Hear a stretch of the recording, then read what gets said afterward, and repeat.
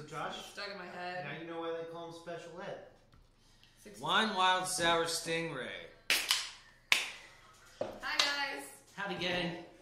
I kind of surprised old Joshua and Nicholas. Happy festival, guys. You know, if you didn't have surprises in life would mean slightly less. Here's a I haven't had this in a surprise while. for you, sweetie. Don't call me sweetie.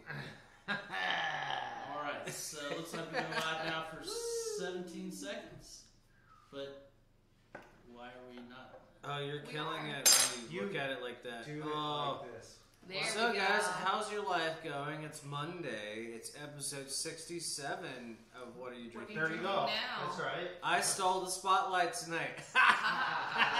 That's right. And he's doing a shout out to like his favorite podcast. Oh yeah. So I'm drinking the Gizmo Brew Works, the Beekeeper. It's a honey wheat ale, guys. So My palate cleanser is the Abita. Whip, boop, boop. While it's October, Pecan ale. pecan. it's Oktoberfest season, so I've got a Martin working back here. But my taster for today is, of course, a nice German-style Kolsch from the boys down at Captain Lawrence. In New York, right? Yeah. Down at. Down at. Ooh. Alright, that's cool. My palate cleanser is Tarboro Brewing Company's Seed Spitter. It's a watermelon goza. It's one of my favorites as well. Shout out to all the people at Zilly's out there in Ocracoke that I met that worked at Tarboro back a few years back. Oh, nice. Zilly's and Ocracoke. Nice shout out. Absolutely. They've got a few shout outs from us. Yeah, no, Zilly's is a great spot. I like Can that. you reach the holder? Oh, there's more I've to made that. a mess. Go figure. Man, Shit. we're the ones that are on point tonight, Nick. This is like role reversal. I don't really know how to do. How does it make you guys feel? Empowered, powerful, Empowered. not like- empowerable. Not like parents and looking down on your children. no. No. Okay. Okay. We gotta do better, Christina. That's how you guys make us feel. Jeez. Well, you're not getting any taller. Alright, so. Ooh. Let's hope you don't either. So. It's okay. I mean, I guess we should probably move on to tasting some wine and beer, huh? yeah. Oh, absolutely. We're gonna switch it up again tonight. Yeah, I think we're going to go wine first tonight. That's right. We're doing a little Chardonnay from France. One of my Oh. favorites. Député, en français, Chardonnay. Chardonnay is one of my favorite grapes, guys. So, I this enjoy is them a lot. A Beaujolais LeBlanc. So it's a. It's like a different way of saying Chardonnay. Yeah. Is that French for A Chardonnay? Chateau de Pizé. I believe Chardonnay is French for Chardonnay. Okay, Yeah. Cool. Yeah. This means it's from the region of Beaujolais, and it's a white. So, This guy, he reads and everything. This is cool. Yeah. I know, man. This is awesome. so I see right here it's a 2018, guys. Yes. We're going with this because it's definitely going to be a little lighter flavor than the beers. Some of the tonight. beers we have. So we're gonna save our palate on the wine. I'm pretty excited about the beer lineup, though. Yeah, that does have a good beer lineup. I'm excited because there's one I haven't had. There's There's one I really, really like, and I one you haven't had. missed what I think Nick said we were having. But I'll wait to have that be. Oh, that's right. I was going to have that be a surprise, and then you ruined it for me. Thanks, Christina. You're welcome. That's what I'm here. Appreciate Ruining days. That's what I'm here Why don't for. you pour that sucker? All right. Let's It's like So when you- while she's pouring that, Like- just to let you know, this is an $18 bottle of Chardonnay. Pretty standard. Nothing too crazy. I'm a little Whoa! Look at that beautiful disappointed. Yellow. They're using a semi-synthetic cork. semi-synthetic Composite. cork. Boys, you want to bring your glasses over here? I guess. No, I Do gotta you want pass the wine or not? Yeah, Christina and I would be happy to drink the whole thing. That's for sure. Well, she's got a death grip on my glass there.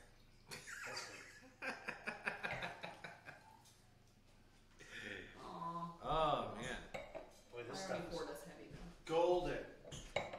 So golden. I love a Chardonnay this color. That means that it probably saw some oak barrels. Yes, this did. You can definitely tell it. Just by the color. And on the nose. I haven't got there yet. Oh yeah. Look how beautiful, guys. It's got this like straw, yellowy. Mmm. You guys, Yeah. it's complex. I mean, it has everything on the nose that you. It doesn't smell like American oak, which is nice. You know? Yeah. It's not. It definitely doesn't smell as strong as some of the Chardonnays out there from Cali. It's subtle. Yeah. What I'm picking up is just like a full bouquet, ranging from fruit, some of those wood tannins stepping out, Little. but also just Little like bit a of real butter. floral, some butter, yeah, a little It's light. indicator. It's back there, but I search for it in a Chardonnay because we It's all know almost got Christina like a- loves a good butter It's bomb. almost got like a mushroomy. Yeah, earthiness is not unheard of with French oak, right? I heard they're fun guys. So this is Oh a, my god. this is, like I said, from the region Beaujolais, Southern Rhone. Excuse me. The chateau has been around since forever. I couldn't wait any longer. Is it older than Keith Richards? Yes, I just a don't little know. bit. I don't know. It's a. But yeah, definitely. I was looking at the bottle to see if they listed how long it was on oak. Would be very surprised if it wasn't on French oak for at least. I'm 12 saying months. a year. There's some bright fruit tones in there right there, though. Yeah. Like surprisingly bright from the nose for me. Yeah, I cut like peach into apple. as I far got as some the- appley. I get a lot of pear with this too. Like Yeah. like super ripe pear. Like I'm Yeah. talking like squishy pear. So like the, skin falling off on you. the acidic fruits, before I took my breath in, just I swished it around. That's where I was getting the acidic fruits. As soon as I took a breath in on it, that's where I got the creaminess and butter, and then the light fruits like the pear and stuff. Came Oh, yeah. through. No, I that definitely- is a really nice palate. Whoa. The initial, the palate on the beginning is just very soft. It's soft all the way Definite through. Signs of that oak aging that we're looking for. Which is what I'd say. I'd lean to being 6 to 8 months in barrels. Maybe You some. think Yeah, I don't think there's more. It's more than a year. I don't. I don't even know if it's got to a year because the acidity is so strong in this. Yeah, you're right. There's Yeah, but I mean, it's beautiful. Though, like, it's a delicate dance going on with the acidity and the oakiness in this. Like, it's really cool. It's surprising to me how acidic and tart and bright those fruits are without being sharp. It still has that like really cool softness on the palate. It's not anything outrageous. This definitely has that mystifying quality of Chardonnay, where it's just like it's yes, it's only this white wine, but there's just so much going on with the body and the feel and the texture and the taste that it really is a complexity. Yeah. That is Chardonnay. And This is I think that's one of the reasons I love the grapes so much is because you can get such a wide range out of them. I mean, you can not put them on oak at all. You can steel, oak it for steel forever. or concrete or cask. Mm-hmm. I'm going to say that I don't think this is the butter bomb we kind of thought it was going to be on the On nose. the nose. Which is just fine with me. I prefer a steel or clay cask or concrete when it comes to Chardonnay, just because I kind of got overrun with the California butter bombs.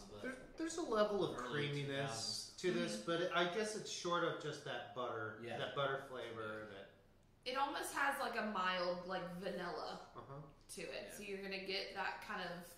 I know this is gonna sound crazy, but sometimes I get out of oaky or Chardonnays almost a pastry-like quality out of them, and you're getting that a little bit on the end of this one, especially after you throw a little bit of air and give it a little swish. You're gonna get more of that like mild pastry note, but up front it's still super bright. That's your telltale French oak versus American oak. Because American oak has so much more vanillin in the actual wood. You get that powerful vanilla, like brown butter almost kind of approach. Always a to brown it. sugar, like a Yeah. super. And then you got your Hungarian oak, which is like the mid-range, and then the French oak is like really, the French white oak is like mild and delicate. This, to me, like wine like this is the reason why the world didn't take Chardonnay from America serious for as long as it didn't. Yeah. You know, I could probably agree with that. yeah. I mean, this is just an example of like. And this is a mid-range French Chardonnay. French Chardonnay. Yeah, I mean, you definitely can get up there and spend some money on some French Oh Chardonnay. yeah, if this is the And mid some range, American and like Chardonnay, too, I just but- can only imagine what the upper range tastes like. Yeah. You know, this is like the style of like this is just what I think of when I think French Chardonnay. This is probably easy enough in France to have almost every day. Mm-hmm. Yeah. With my croissant. Before you My throw in baguette. your export fees and your You know, I guess I'm finding that I'm liking the complexity of this French Chardonnay versus the poignant, like targeted butter bomb or tallness or rich texture that Cali seems to do. That they're very like one pointed, like mountains. And it's like this is what this Chardonnay is doing. Whereas this one has peak here, a peak here. It's a very full. Like I said earlier, there are some California Chardonnays that are starting to slip out of that. that butter. Well, I think a lot of them have gone to like starting them in like that stainless cast and then adding like a little bit of an oak chip. So you're getting that mild, like that combination of fruit and butter. And I think that's probably because there's been a big changeover in the age of the winemakers over the past probably 10, like generational 10 or so years. Yeah, and the new winemakers, they came up through in California Chardonnay, and all it was butter. They're probably just I got to do something different. Sure, there's other ways to do this. Yeah. Let's maybe experiment. Maybe some of these classic techniques, French techniques. So, I just dig it. I like that. I like that full body. Someone looking for a full body white wine, this is it. Right? Oh, Yeah, it's yummy. It makes me want food with it too. Like I can only imagine how many things would be good. Like with a nice fresh pastry, like you were talking about, like a super warm croissant with like the just the buttery just flakes on super it. buttery, flaky. I mean, Oh, I hate to be so simple, but like French bread and brie, just Yeah. like lather. Brie, yeah, or champignon. And or honestly, something I like think that. maybe a little like a pepper jelly with the brie could uphold with this I was the thinking, complexity. cut that croissant in half and throw a slice of ham on there, and then throw some type of cheese on it. You know what I would Yeah. like to have with this? Maybe some like lightly truffled butter. Mm.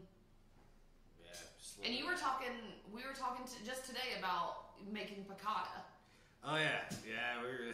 and I think that could This could would go play well off, with that I as think well, so. with the creaminess This is and the It's like briny. the ultimate tie-in of the creamy with the briny. Mhm. Oh yeah. Yep. So this is a really cool wine. Anybody ready to move on, or you guys want to still? Taste and We see. can have this kind of sipping around. Why don't we go ahead and jump into the beers? I like We this. ran a little bit late last week. Sorry, guys. So we're trying to A go little bit of a bit. longer one, so we're gonna try to. While they're opening that, I just want to reiterate: this is the Chateau de Pizet. It's a Beaujolais Blanc, Bells on bells. and Bells on bells on bells. $18. It's a standard Oh, $7.50, and it's at 12% ABV. Oh yeah, that just looked like a nice. All right, we're heading to the beer I chose for the night. I'm glad you chose this. So I was hoping this we would got go. it in. We were very excited about it. I've had only one other beer in the series, so I was super excited to taste the other beer. This is from Sorry, Bell's, I thought there was guys. more in there apparently. It's just a little 12-ouncer. Luckily, we've had this before.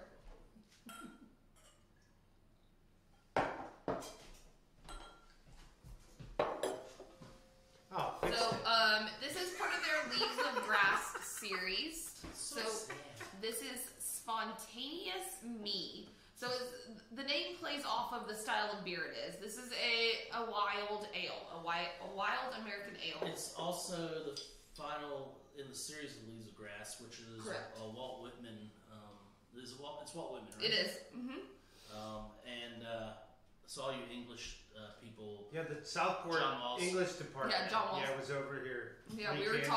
talking literature for I a can good take or 45 leave. minutes I can the take other or day. leave Walt Whitman, but I mean, if they put out good beer themed on him, I'll take it. Yeah. Yeah. So they had one called the Salute Almond. I think we may not have tasted it, but we could have that was the been a rustic palate lager cleanser. It was or the something? rustic lager. It was definitely a palate cleanser or something on the show. I think it made its way. I know we did the smoked thing. The smoked porter. Mm-hmm. Oh, That what was that? That was also part of that series. Yeah. I don't know. It was like some Locomotive. nonsense that Walt. Yes. Yeah, some locomotive. Yeah, it was some nonsense that Walt Whitman said. So About like smoke Like we clouds from mentioned, the so this locomotive is in the early morning a frost. Yeah. 12-ounce bottle. What's the price on this, guys? $2.75. $2.75. It is 6.5 ABV. Whoa. So a wild ale is gonna kind of give you that sour nature. I also Josh, can you give us the? So little bit more of the the actual so the beer. spontaneous name does yield to spontaneous fermentation. So it's like ambient yeast and like wild yeast and just all the stuff in the air that we don't think about is actually out there. That is there. They just throw their fermenters open and Just 'cause let it come happen. on in, guys. Normally, Yep. you would have like a closed, controlled environment that you ferment in, and that's kind of how you maintain consistency. Once you leave the lid off, well, now the world has its say, and that oftentimes isn't really. It can be a consistent. very good thing. It could be. It a could be very awesome. weird thing. It could be terrible, and if it goes really bad, then good luck getting rid of it. Yeah. Certain strains of yeast are notorious, like Brettanomyces and things, to get rid of. So that's why you see a lot of places like Wicked Weed with completely separate facilities for their souring things. Just because they don't have to worry about it. But this is on the smell, it's funky. It It's a smells little like funky. a diaper to me in a good way. So it has these. I think it sour has the tones, Band-Aid-y sort of thing. but it also Like has, not dirty diaper, like fresh diaper. It has smells that resemble the tones that you pick up in like a nice harvest ale.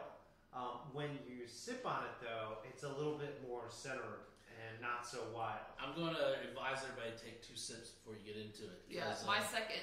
I taste a the lot of. Chardonnay's still hanging out. To me, I taste a lot of lemon. I get a lot of citrus out of this. Like, and that may just be the tartness kind of throwing in there, but it's lemony and mildly bitter. It's a nice bready backbone to it, though, too. Yeah, there's the on the way too sour. Mm-hmm. Not quite. Honestly- but it's definitely. There is that funk. This is one of those ones where that barnyard that I never understood for the life of me getting into like drinking beer and wine. Why the heck people would ever say it smells or tastes like a barnyard? I haven't spent a lot of time in barns. Or there you are. It was a taste Or of their one of our yards. best sellers. But this, having spent more time in barns since I made that comment, And first their time, yards. and the yards of the barns. It's the yards of the barns that are important. This smells like and tastes kind of like the smell of like a damp, musky hay in a Yard of a barn. in the yard of a barn in a really good way. Like it's not bad. It's a very unique, awesome kind of experience. So I have to say, I know a couple of you disagreed. I think Christina definitely thought the Salute Amand was better, but I think this is the best in the series. I think personally they say the best for last. Yeah. I I like this a lot, but I really liked that rustic lager. I think this is the best one I've had out of it. Yeah. The rustic lager was good. I love wild ales though. I love that funk. Well, Yeah. wild ales are so cool. It's something that you mentioned before. It's like every wild ale is gonna taste different. Like there's no like, you get an IPA, you expect certain flavors. Unless You you're in get- Belgium, and then you like open ferment in your attic, and it's the same yeast, and that's why they don't kill spiders in breweries over there because they keep all the Oh, flies. spiders! Don't talk about spiders They today. have spider webs and stuff all up in the attics over the beer and everything, and it's just everywhere. But they kill the bugs and keep it away from the beer so it doesn't spoil the beer. You get this like funky yeast that's been there for like Interesting. 400 years in the same attic. It's just ambient yeast. Yeah. But all the, I could see how that would work because it's in the same environment. But all the wild ales I've ever had, every one of them have tasted a little bit different. Oh yeah. Like there's no like underlying like, oh yeah, this is a wild ale. Like everything tasted a little bit different. There's always some fluctuation. So I'm That's curious the what beauty of Bell's means when they say they harvested the yeast right from in their own beer garden. Like, I I'm really kind of curious. Like, did they just pop the fermenters open, or did they do like an active collection of wild geese on their own property? So, like, I don't know what Bell's setup is, but I can imagine like just seeing from a couple other breweries in the area, their brewing room has normally got large windows and maybe doors and Tall ceilings. And if they have a beer garden, so they probably have tables and And I'm envisioning something a little bit like Old Mech. And they probably just open those doors up, and it's right next to the beer garden, so it comes in all huge.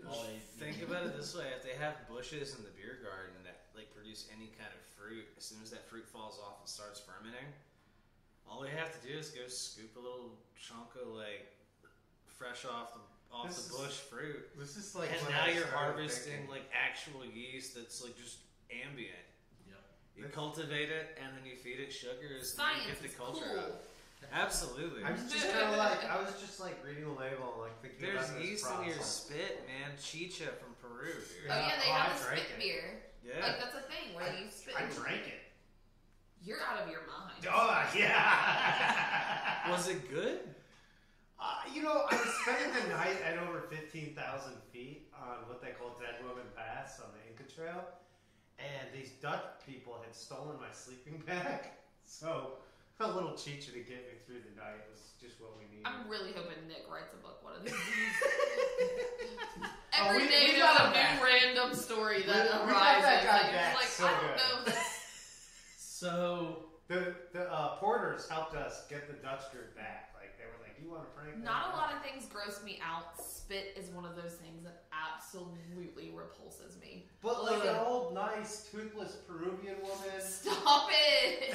She's got like a giant one hand. She's got like How does she chew the corn if she doesn't have teeth? Pot Tommy the size of your fist, and then the other bag's like a 25-pound Exactly. bag of cocoa Is she leaves. just Her gumming? teeth are actual And corn. She just Take gumming $5 corn all bucket day. of chicha in front of her. Yeah, that's what they do. They literally chew on it and spit it. Oh God, that makes my stomach turn. I drink it.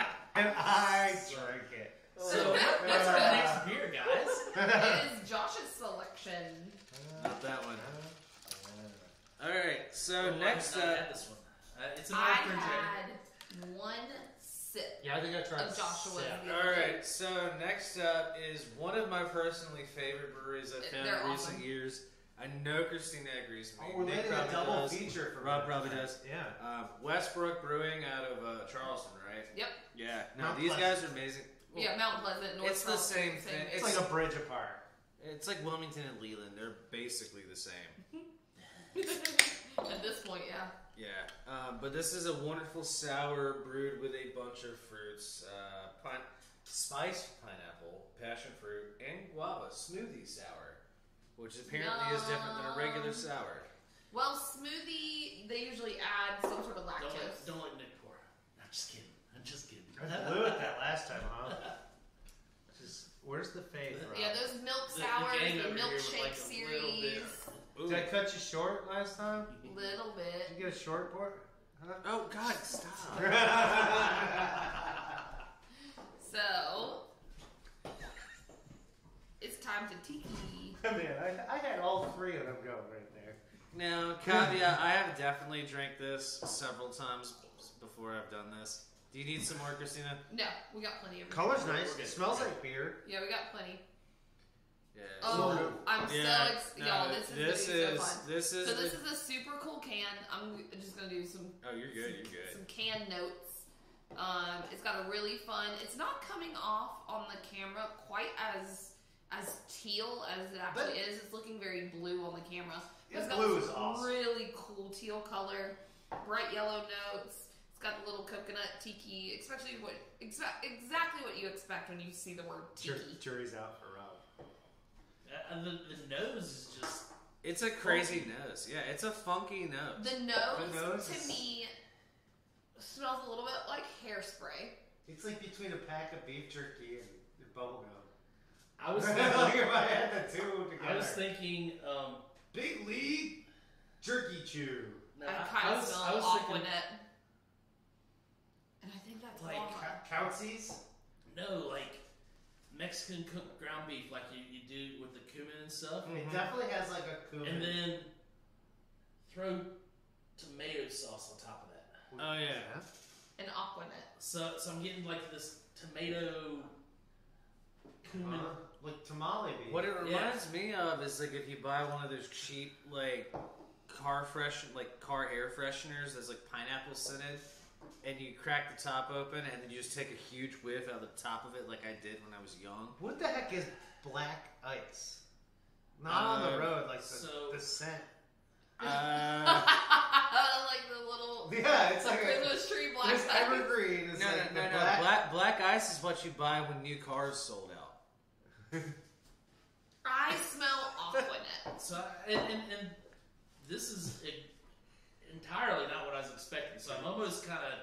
Are you apprehensive to take a I'm a sip? little apprehensive to It's take a gonna. sip. It's more sour than you think it's gonna be. So this might be one of those beers where it's like appreciate the nose, but I wouldn't spend too much time on the nose because it's like big and almost intimidating. A lot of pineapple. Mm-hmm. I get. Once you get to the palate is where the beer really shines. So yeah, that weird Wow. thing you can't place on the nose, as soon as you start tasting, comes together as the pineapple. Yeah. I think It's super pineapple. I think a lot of the funk from the nose comes from the guava because guava has that funky. We've talked about this multiple times. But you also said it was spiced pineapple. I wonder what it's spiced with. Probably cumin. I mean, I mean- or maybe just a chili powder, which typically has.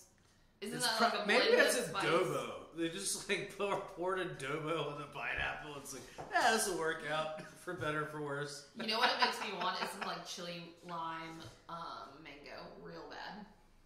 I want some tandoori I kinda dig chicken. that. Which This this is is kind of going back, and it's really sour. it It is is sour. so much more sour than it smells like, Yeah. and you would expect. I mean, the like just sour as pineapple. I mean, it's delicious. Not even If just sour, but Warhead also had a pineapple the flavor. sweet tones of like an overripe pineapple. Yeah, like, like, oh, I thought this was gonna ripen on my counter, but it turns out half of it just got mushy. Mushy's a funny word. Mushy. But it's a really cool. It reminds me of like the original Westbrook Goza that Like came out. just The white just can. that white can. The Oh, OG Goza. y'all, Yeah. Westbrook, please bring that back. Like I feel like I'm pretty maybe sure it they still have it, but we exists. just can't get it here. Yeah, no, that was like awesome.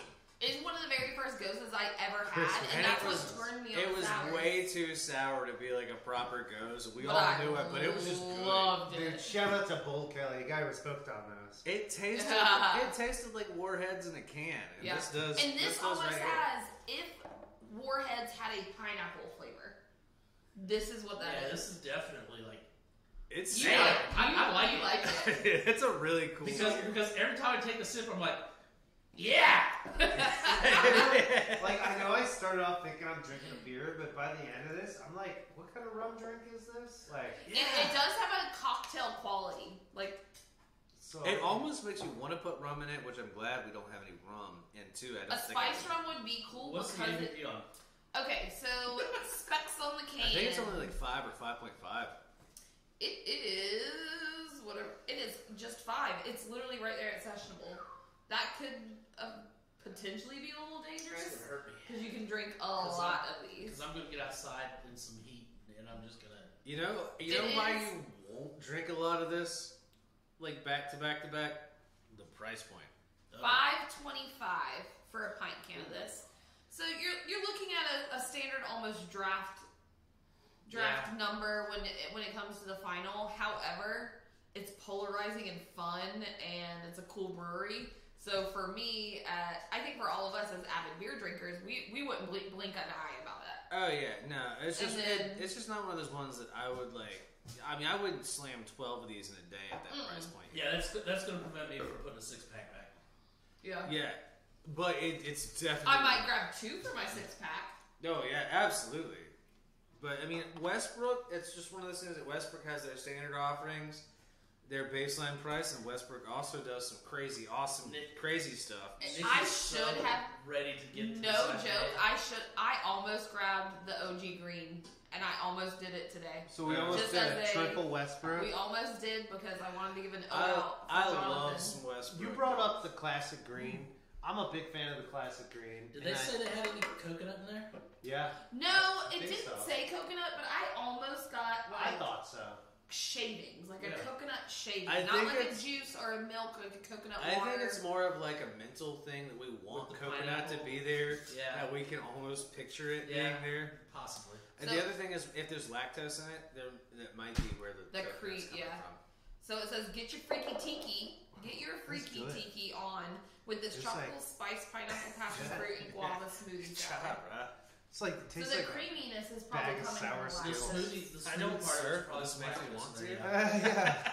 I I'll like get a back good in the smoothie. water It now. just, to me, think about this without lactose. I feel like it would be so sour that it would turn your mouth inside out. I think it gives it just a roundness. This is just such a cool beer. Like, it really is. Yeah, It is a palate destroyer, though. Yeah, definitely didn't want to do that before the. Shard. Yeah, I'm glad we did that. Ooh. Now you guys want to have fun with your shard.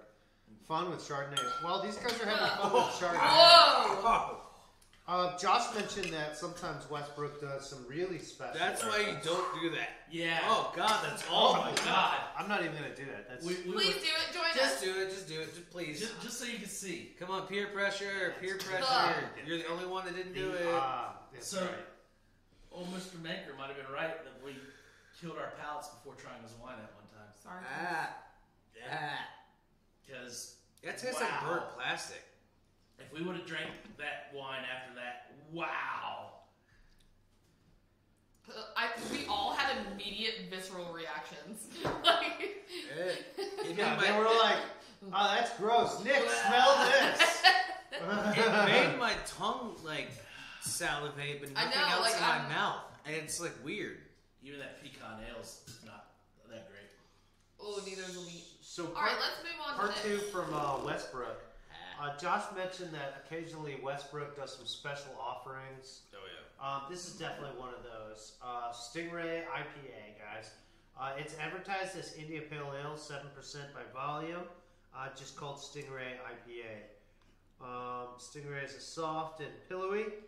Features Citra Amarillo, Idaho, and 7 other hops. That's a big one. So does that mean Seven does that mean other hops. 9? No, Idaho's 7 hops. I'm just being funny. Okay. Enticing impressions: orange blossoms, lime zest, lychee fruit, and ripe Lychee's been papaya. like the fruit of 2020. So- Lychee and This is supposed to have a bunch of suggestions of fruit, so we'll find that out. But the key portion here, why it's called Stingray, portion proceeds from this benefit the conservation efforts at the South Carolina Aquarium.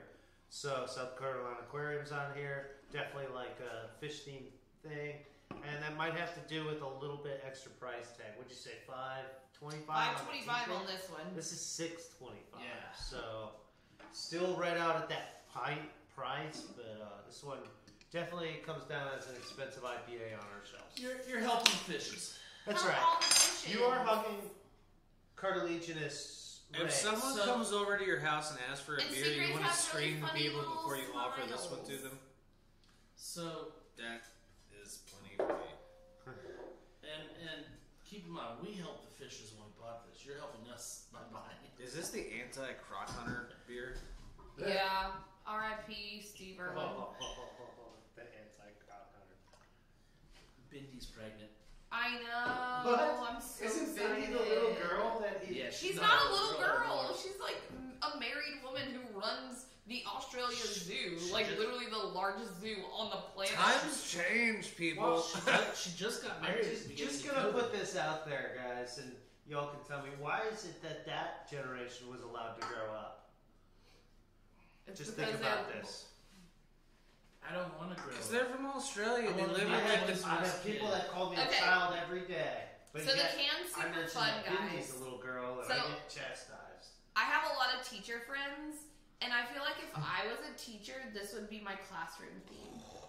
Like this is how it would look. It'd be like blue and with You think they would let you starfish. take beer cans in there? No, like I don't want to be in especially- this Hansel's Especially class. open ones. but you know what I'm saying? Like every classroom had a theme in elementary Hanging school. by the hook around the hook from the ceiling. This would be my classroom theme. It'd be all blue and bright and water themed. Hit him. What? I didn't do nothing. I just wanted to hit you. Yeah, you hit me last week. You're I gave you an owed. awkward high five. You are So owed a enough good with the little life slap. aquatic over here. Don't I owe Anyways. you like a legit spoon hit? Does this say that it's this- hazy? Did not, but guys, Guess what? We cannot see through it. It So is to me, this- milk. Look at the color. this said it was Josh's milk. India Pale Ale. And I'm sorry, guys, this is your classic coastal hazy. Man, there's so much oil going on. This That is It's This actually is good. classic coastal hazy, guys. That's right. I called it a coastal hazy. It looks like it literally looks Smells like like clarified butter that's starting to cool. Leave it to Charleston, Mount Pleasant, South Carolina, to not say anything about New England.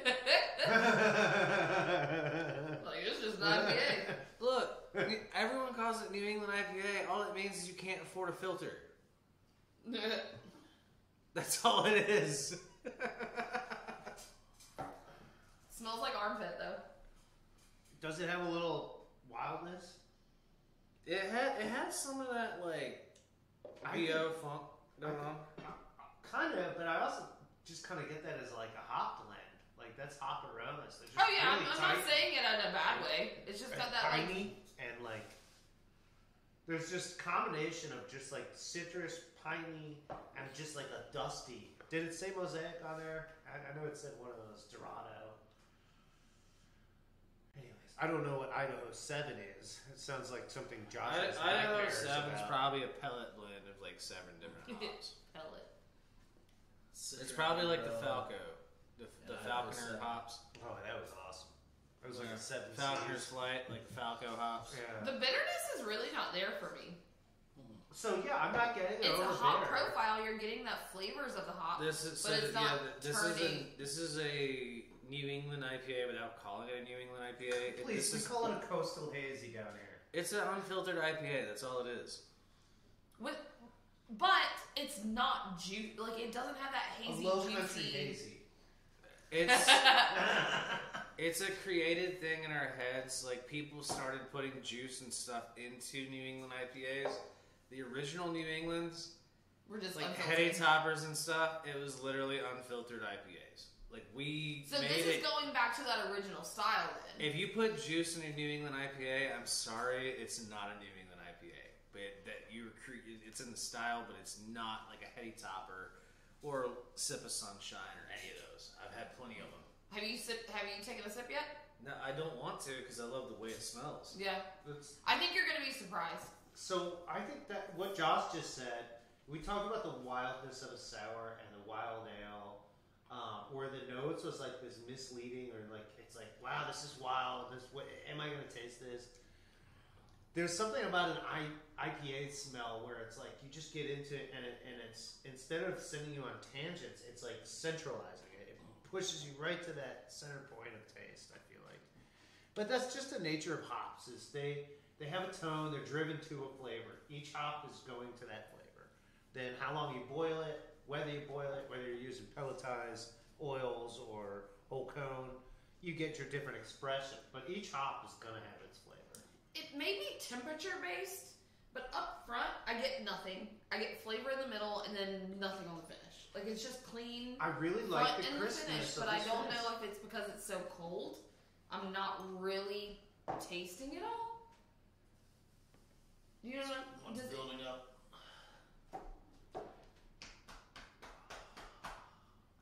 My first sip of this, a couple days ago, I grabbed one after work, and I was just blown away with just the smoothness of the hops into a Yeah. transition that didn't leave me astringent and bitter.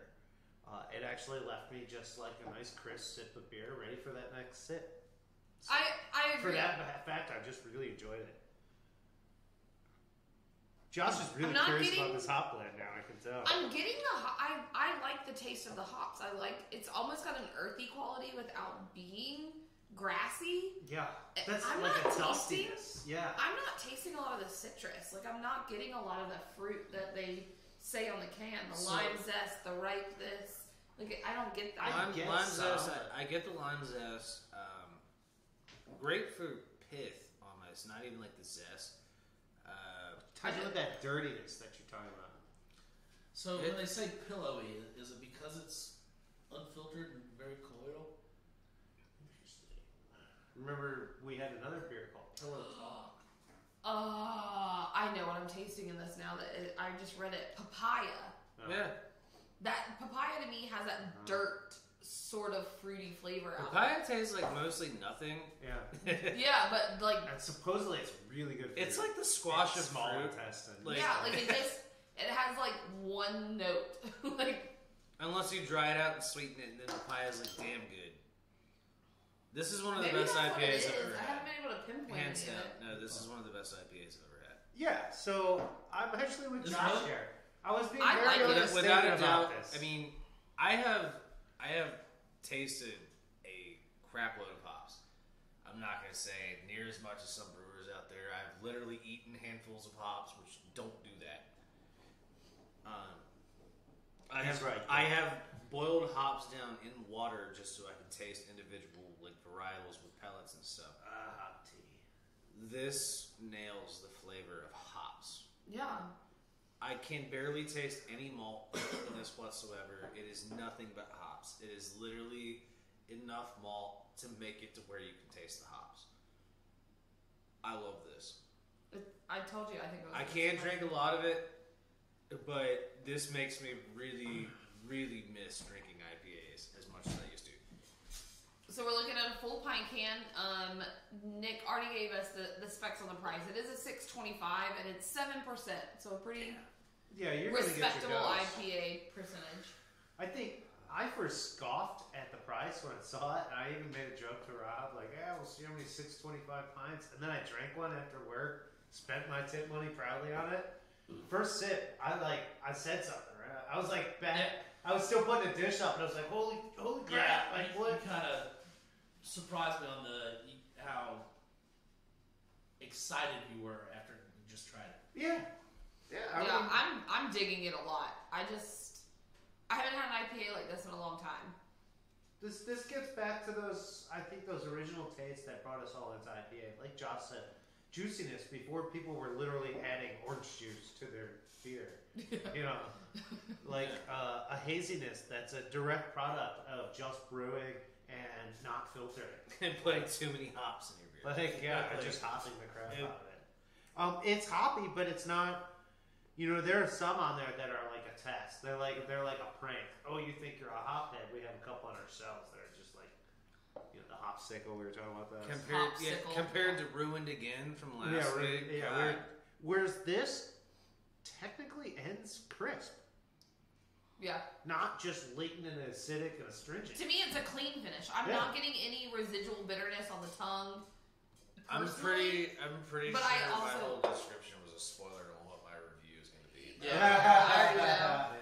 Yeah. I think I'd say, Rob, any final thoughts on this before we get to You haven't been So super vocal about it. I feel like done- you're not. I've been into it digesting as it, much. and here's what I've been letting you guys who obviously enjoy it more than me express your opinions. For me, yes, this is hoppy. This is original. This is back to the first time I had an IPA. However, the first time I had an IPA, I really didn't like Still it. You're not. Even to this day, you're not an IPA And fan. you know, I'm more so, but IPAs aren't my best. But this is taking me back to when they really made, like, before the IPA craze, and you had an IPA, it was more along this lines. Yeah. Yeah, it was like a thing. Versus the 20 others that are on the shelf are all the same style. So this, for me, I think is going to be a 2 different type rating for me. For what it is versus what you Yeah. enjoy. Yeah. So speaking of ratings, why don't we move into this? All right, start off with your Chardonnay. So we're going to do the. I'll let you take care of that. Thank you. The Chateau de Pizet. This is Beaujolais Blanc, Southern Rhone area. $18 a bottle. South part of Burgundy. Yes. And it's French Chardonnay. It's if you're in France, it's probably an everyday Chardonnay. Over here, because we have to pay the export-import fees and blah, blah, blah, blah, this is an $18 bottle. So maybe not an everyday thing for us, but at least once or twice a week, it could easily be done. Does have French oak on it. Does have a little bit of that roundness, fullness.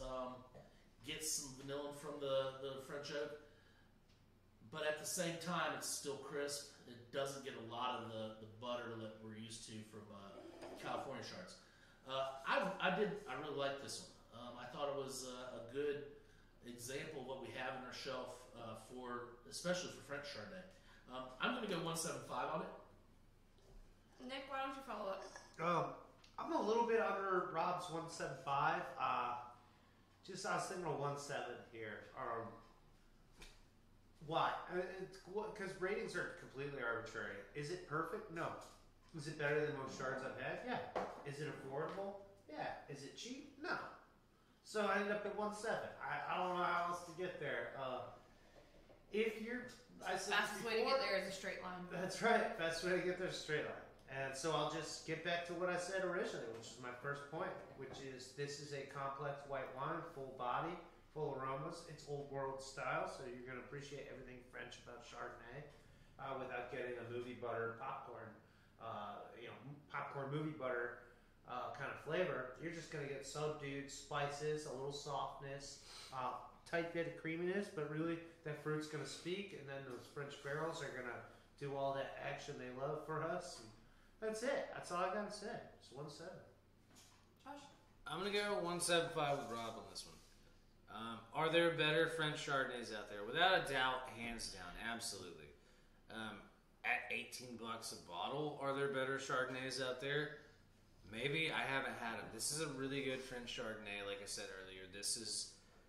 If this is what people are drinking on a regular basis, I understand why the French were so wary of American Chardonnays in the first place. I mean, this is a really good Chardonnay. It's very well balanced. It's great. I can imagine it with so many different kinds of food. I can imagine it without food. It's just a great chard. If you like chards, a little bit of oak, cool. If you like butter bombs, I mean, you're not going to be disappointed if you have it, but I mean, you might want to find something else. If you like stainless shards, this is a great way to get into oaky shards because this is not too oaky. It's a middle of the road shard. It's great. So 175, really good, especially for the price.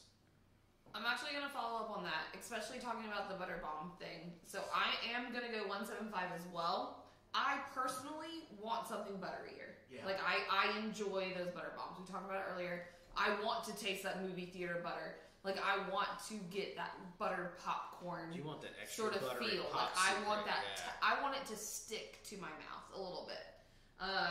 This, however, surprised the hell out of me because there was so much bright fruit up front. I was very nervous that I was going to be like, nah, this is not quite for me. It was a beautiful balance of fruit and butter. Because a lot of the times, to me, those flavors can be polarizing against each other, and my palate does not enjoy that. Like, I don't like fruit and butter together. Like, I want one or the other, and this was a beautiful meld. Is that what it is? Yeah, melding of those flavors, for sure. So this is definitely a bottle that I could see grabbing and hanging out with the girlfriends and and talking and really having a good time over, for sure. So 175. Cool. Move on to yours. Spontaneous me. So I like this beer. Beer. Excuse me. Okay. So I loved. It was a good one. I love this beer. I've enjoyed the series. It's been a fun little series. We're excited to see what the new ones are going to come out. I'm kind of sad this is the last one, just because I've enjoyed the whole journey of all the ones that we've tasted. Well, they'll start another series or something. Yeah. I'm gonna go 1.5 on the Wild. I really did enjoy it, but I've had other wild ales, like we mentioned before. Unfortunately, you can't compare each one to another, but just because they are so different. So not really much to say on it. It was fun. It was a little bit bright. It was a little bit lemony to me. I think we all kind of picked up different flavors. Yeah. definitely one to just throw in the 6-pack. It's a $2.75 bottle, and it's Bell's, so you know it's going to be a quality beer. So 1.5. So yeah, I thought the series up and down for me. I mean, there's ones that I absolutely did not like. There were ones that I did like. I thought this was the best of the series for me. I do like wild ales. I like the fact that they're unpredictable and they can be sour. More than likely they're going to be along the sour lines.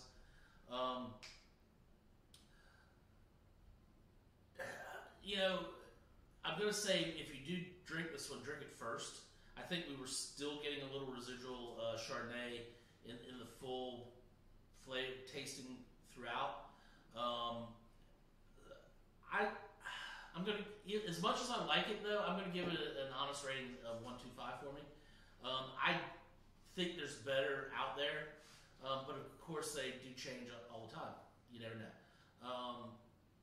But it's a nice little opening sour to a 6-pack. I like it. So 1.25. I'll go ahead. I liked it. It's a fun sour. Well, it's not a sour. It's a wild ale. It has some sour tones to it. Tartness resembles like a lemon zest. They mentioned that and stuff. Not gonna hit on that too much. It has some like spice tones in the smell. So that was a lot of fun to me. So it just has like this full range kind of smell. The palate hits you. It's actually pretty pleasant. Got a very decent malt backbone, and the tartness comes through on just the mildest sense. There is just something about the palate and the texture of it that you can tell it's not like your normal ale. And that's the wild ale feature. So it has a little different texture. It has these little different, I don't know what to call them, like these taste tones, these offshoot taste tones. Not the primary taste tones, but the way that taste dissolves. It's just different than normal beer. It's not going to leave you crisp. It's got these residuals that are just different. Altogether, I want to shoot this thing like really high marks, but I think I'm just going to sit like a 1.6 and say, yeah, I really liked it. The series was great as a whole. Very different stuff out of it, and I think this was a great way to culminate and just kind of bring it together with a very like brought together beer. So, all right, so I'm gonna give it a solid 1.75. Nice. For a spontaneous ale, it was really good. My favorite thing about it is it's the last beer that references Walt Whitman. I do appreciate Bell's for being like me. They made it 7 pages in and gave up. Oh, I thought it was that it took them almost 2 years to read the whole thing. No, because I saw the 7 on the bottle. I figured they made it to the 7th page of the line and gave up. No, I could take or leave Walt Whitman. Dylan Thomas is far better, in my opinion, when it comes to poetry. I'm glad Walt Whitman is out of the picture now.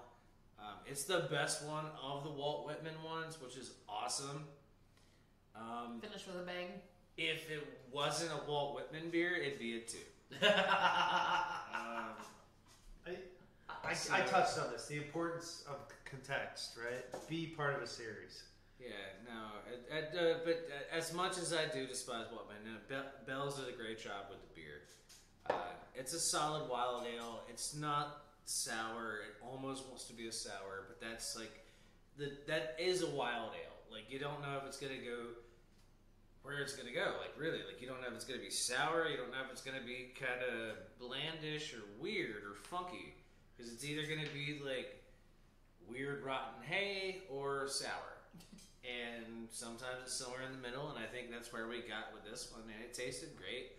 Solid beer. I would, without a doubt, drink it again.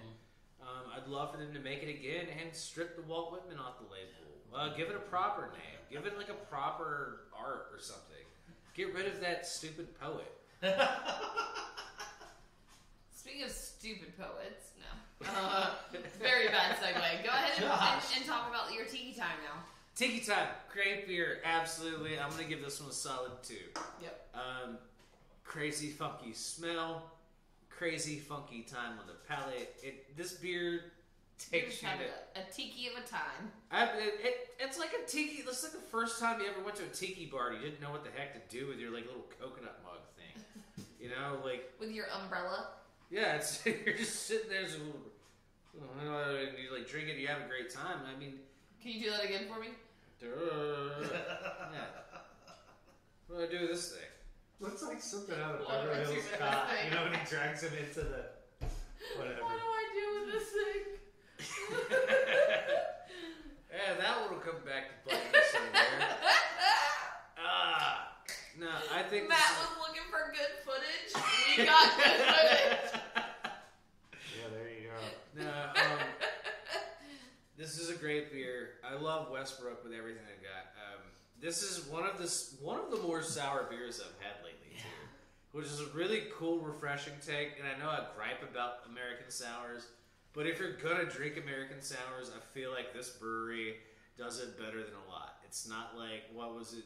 It's not Deschutes. It was like the other one that started with It's semi-local, so we're not going to say those names. No, not them. There was another one. I'll figure it out after Do you a know what I'm bit. talking about? No, Okay, there we'll was talk about it later. there was one brewery that did like some crazy like super sours. I'm talking the most sour thing I've ever tasted. Like, no joke. Like, full citric acid. It was insane. I liked Tiki Time. Josh, if you're yielding, I'll Well, I'm continue. done. I'm done. It was a straight 2 thumbs for me, or a 1. 2 thumbs for me. Yeah. I feel like if I go 2 thumbs on this is gonna really mess me. So I gotta say, like, 195. yeah, I'm at like seriously, I'm at 1.9 here. Can I donate 0.5 because it doesn't reference Walt Whitman? Yeah. Seriously, everything about this is fun, unlike that other label. It's just great colors. And, tiki, who doesn't want to, pull out daytime party, tiki time. I could probably drink this beer out of a coconut mug and it'd be just fine. It's really fun as a sour beer, and this really gets into how fun and playful sour beers can be. They're still, they're still beer, but they're not going to take themselves too seriously. They're just going to make some cool flavors and move on. So the label is all part of that fun. Westbrook is great crafting. They did a great job. Nothing about this beer is off-putting. Everything is friendly. Down to the fact that it almost has like a candy-like flavor to it. That's fun. We were starting to think about like our favorite rum cocktails and stuff as we drank this. So I'm gonna just say 1.9, and then I'm gonna pass the mic. It's for all those that were wondering what Christina was doing looking down, she was checking her fantasy football scores. They wouldn't let me keep the game on, guys. So, I'm fighting the urge to check mine. I feel like there's a Plaxico. I had to. I feel needed like to there's a know. Plaxico Burris joke. Yeah. somewhere. but That was a very I've done intelligent so joke. good. I've done so good. so going to the beer, Tiki Time. Yeah, I think Josh said something about the most sour, American sours. This is right up there. I absolutely love the fact that every time I took a sip, I was like, Yeah, it gives you the shivers for real. Can you do it again, ready? it was fun to drink. I really liked it. Absolutely fun to drink.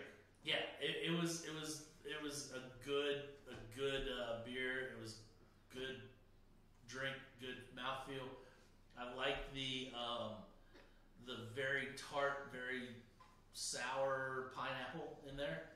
And then there's a spice on there that I'm still trying to figure out. On the nose, it had me worried because I was getting this really funky, Almost meaty. Mexican You get that meat funky and meat. tomato thing going on that was just not too. Like steak beef. Yeah, it was just not right. But then as soon as I took a sip, all that went away and I was good. If there's any criticism about this beer, I'm just going to say work on the nose on this. Westbrook blah, blah, blah. Work on the nose, because that nose is a little off-putting at first. This is definitely one drink straight out of the can, so you don't get as much of the nose. Sunday Feels from Dogfish Head. Same type of thing. It's a really decent sour. It goes to show you don't always have to sniff it before That's you right. dive in. That's right. I can't stop. So, for rating for me, I'm gonna go not quite 2. I'm gonna go probably 1.8 on this one. You can pull up I'm gonna Nick. pull Nick. Just because I want to see Would what you it go feels like. 1.82? I want to see what it feels like to A 187 from Rob. So, yeah. couple of reasons to break down. That nose was off-putting. The other thing, the price point's a little high, but it is a 16-ounce. He didn't even Can. rate the Stingray yet. Yeah, wait till I get to that. Yeah, But it is a 16-ounce can, so it's not too out of the ballpark. Yeah. 2 thumbs for Christina. 1, 2. I dug this beer. It makes me. You want to know what I'm going to do tomorrow? Is I'm going to go to the grocery store again. Sort of. In less than 20. I literally went today. I'm going tomorrow. I'm going to get some mango. I'm going to get some lime. I'm going to get some chili pepper, like some chili powder.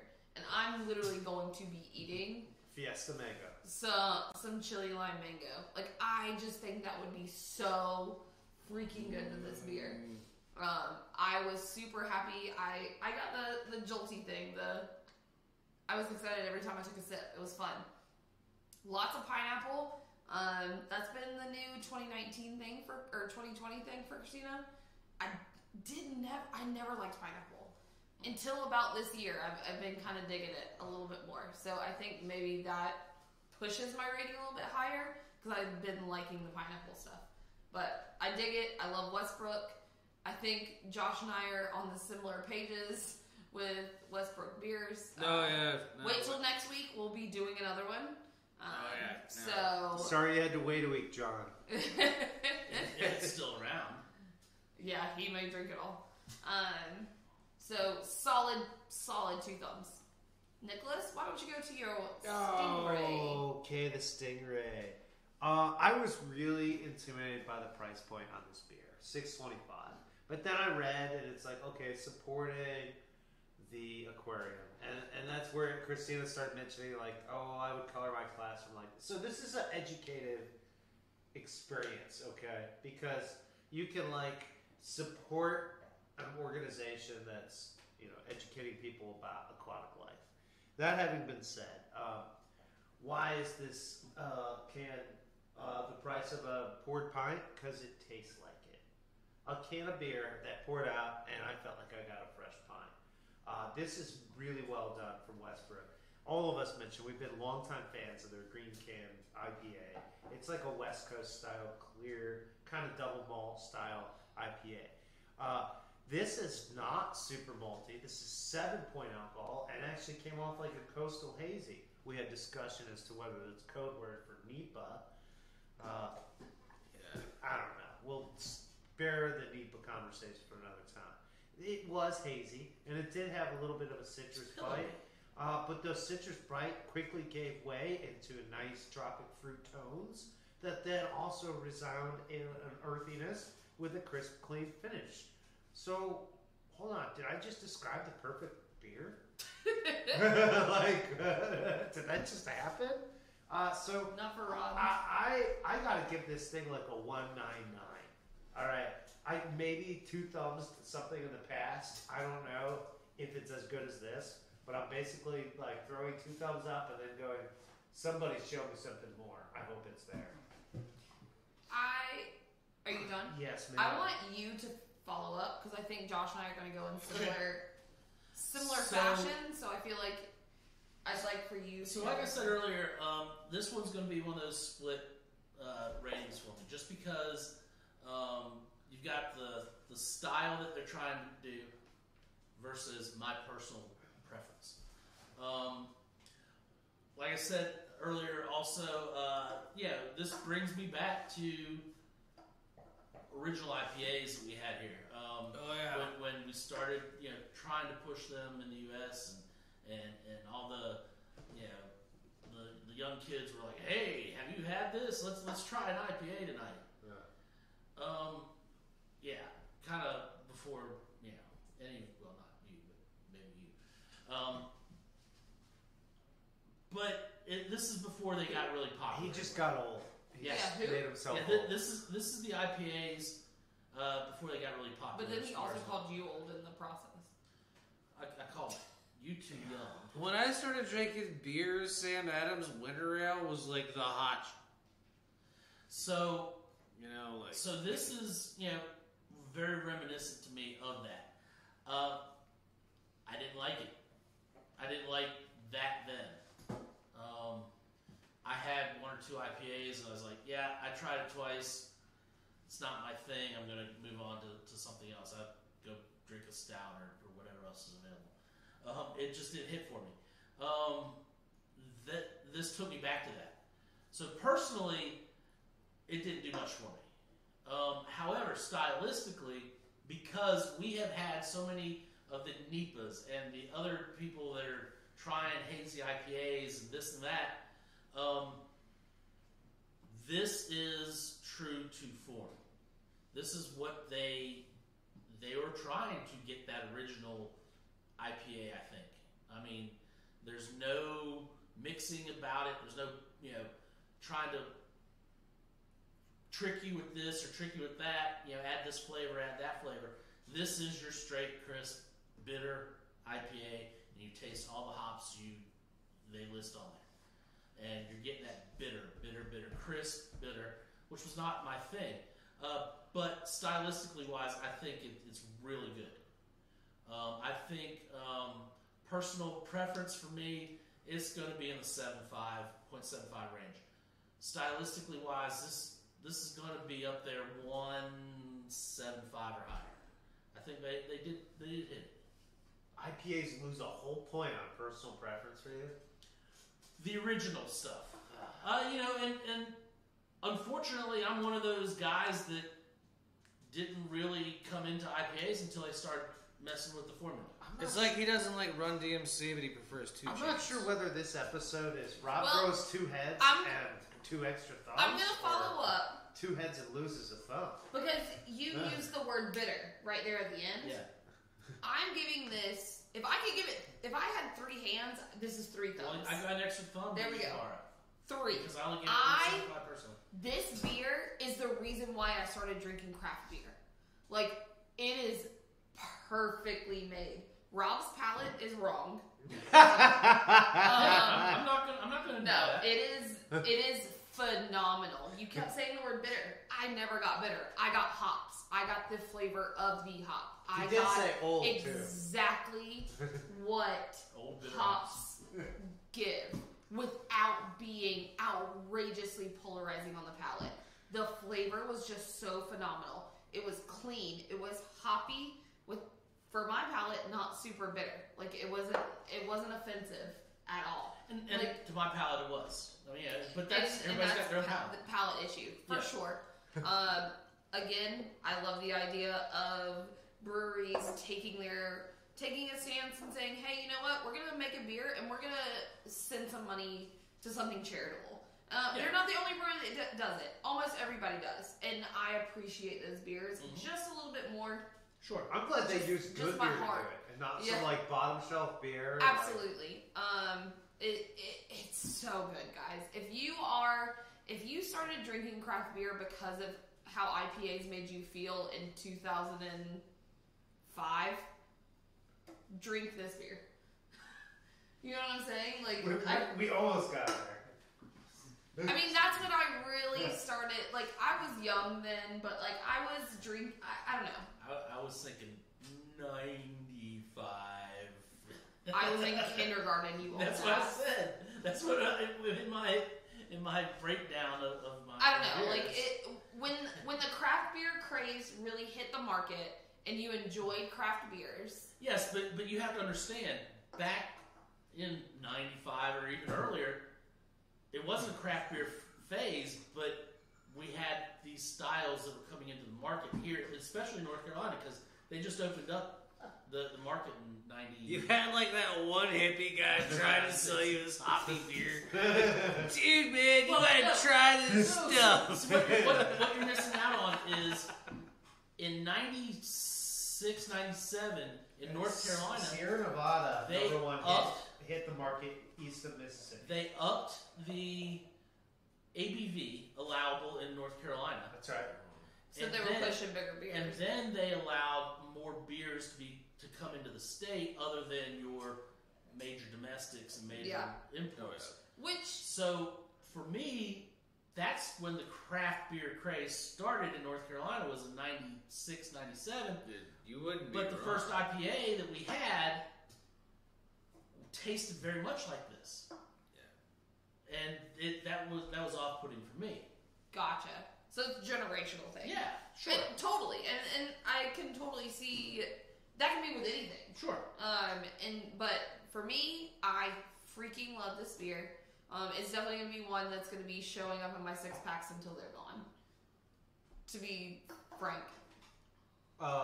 Josh? So I'm probably gonna Did you surprise. say 2? I said 3. You Oh, that's gave, right, that's you right, gave I me gave an you extra thumb. thumb. She- I'm probably Inter- gonna oh. surprise you guys with this one, but I'm actually gonna do a 2-tiered review on this one.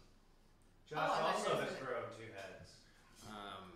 Number one reason being that my personal preference and my taste on this beer, I'm gonna give it a solid 1.75. It's a really good IPA. It's one of the best ones I've had in recent time. Not only that, I'm able to drink the damn thing, and it's set really well in my stomach. The way they brewed it, I don't know what they did, but it did not disagree with my body. I really appreciate that. I would have liked, personally, more citrus tones and a little bit more of the floral and stuff, especially on the palate. The nose was amazing. I would have liked some more bright notes on the palate, from a personal note. Now, absolutely, I'm going to give it 4 thumbs up. Whoa. I don't have any to donate For to. anybody that's ever been a home brewer tasting this beer, because anyone that's ever been a home brewer buying those 1-ounce sealed, vacuum sealed packs of hop pellets from your local thing and cracking them open just because you're curious to see what those hop pellets taste like, you boil it in water just to see what Motueka tastes like and stuff like that. When you're experimenting and you're doing all that crazy stuff, and you're like, well, I'm going to go off the recipe for this time. And like you put too many hops in it and stuff. This literally tastes like an homage to the home brewer. Like, it captures the essence and feel of the love of hops in the beer. So absolutely 4 thumbs up for the home brewer, for the people that have been struggling, that have the hobby, that do it. They're in the front lines, and they just literally have fun drinking the IPAs, and they want to make a good beer for them and their family and their friends. Absolutely 4 thumbs up for that. Personal palate, Bigger names. 1.75. This is one of the best IPAs I've personally had. But if you're a home brewer, you need to drink this. We forgot there was a camera. What just happened? I'm not sure. Christina popped some portion of her upper arm. All right, guys. Josh was in like the waxing poetic and the most eloquent speech ever about beer. My elbow was stuck. I'm I just had to trying pop to- my elbow. Y'all were all talking about Walt Whitman. All right, Alone, I guys, try so- to be like, and y'all ignore me. That was episode 67. Josh. Please, if you're watching on YouTube, like, comment, subscribe below. We appreciate everything and anything you'd say, as long as you don't use excessive curse words. Slight use of curse words accepted, excessive not. Those are the rules. And we get to decide on what's excessive. True. All right. So thank you for joining us. We'll see you next week, and